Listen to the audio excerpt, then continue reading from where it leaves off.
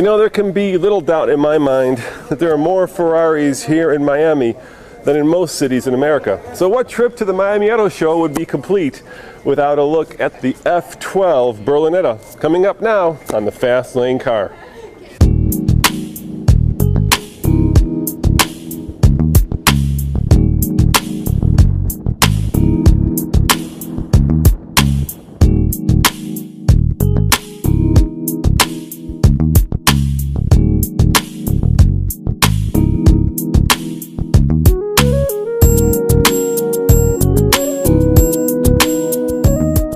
How many horsepower? 740. 740, I'm sorry. And what size is the engine?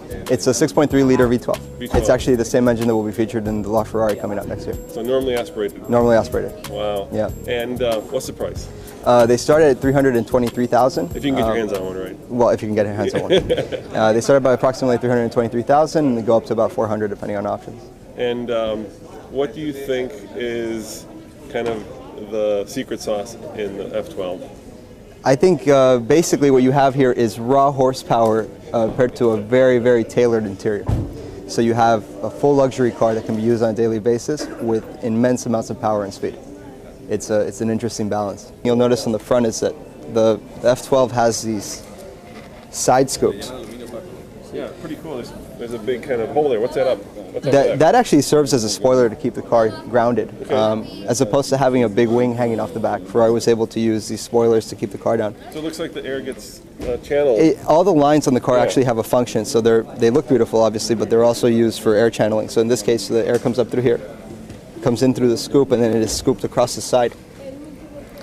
So the entire car was designed with the use of an air tunnel like a Formula One car.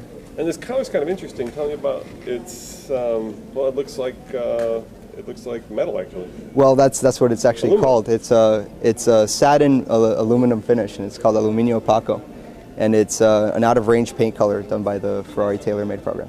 It's gorgeous. So what does that mean, out of range? I mean, you have to have specially requested? Correct. It's not something that you can normally order. It has to be done through a special area of the factory where Ferrari has the ability to do anything that you want, any color you want. But it has to be done through a separate area of the factory. All right, so open up inside. Let's take a look at the inside. Obviously, you've got the Ferrari steering wheel, which is kind of unique because all the controls. Correct. So we have a carryover of the now it's become cross-board, the Ferrari steering wheel with shift indicator lights on the top. Yep. So these light up as you get to your red line to let you know when to shift. You have your turn signals right here. You have lights. You have windshield wipers. And then you have the famous Magnetino, which allows you to change your traction control settings all on the go while you're driving. Much like the 458 and the FF, the car is very driver-oriented, whereas you don't have a radio screen in the center. You have a gauge cluster with two screens, one on the left and one on the right. The one on the left is for all vehicle diagnostics, and the one on the right is for all radio and media. So it looks like everything is tilted toward the driver-centric. Absolutely. Very much puts the driver in the center of the driving, which is the way it should be, I suspect. What you'll notice in this car is that it has immense cabin room. You're fairly tall, and I'm sure you would fit very comfortably. You also have full Alcantara custom interior in this car.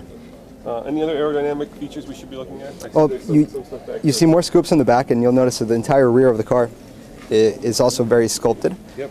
And the sculpting is also for air channeling, specifically for air channeling. So the air wraps around the back and goes down towards the diffuser.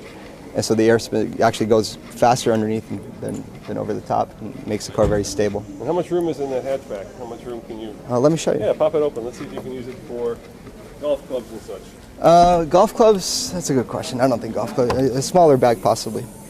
How about it does have a cutout on the side, so you would be able to put a smaller bag this way and down.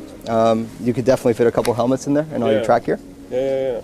Have you driven one? I have. And what's it like to drive? It is scary fast. There's no other way to describe it. It's very, very comfortable, more than you would expect. And but when you step on it, it is mind-blowing. Yeah, can you light up those rear wheels pretty easily? It actually has a very advanced traction control setting, so if you turn it all the way off, you won't go anywhere. You just sit there burning smoke. It's fun. All right, start it up and burn some rubber here. Let's burn some carpet. They don't let us. There's a fire marshal. I would love to. I know. That'd be fun. Too. Thank you very much. I appreciate you taking the time to show us the car. My pleasure.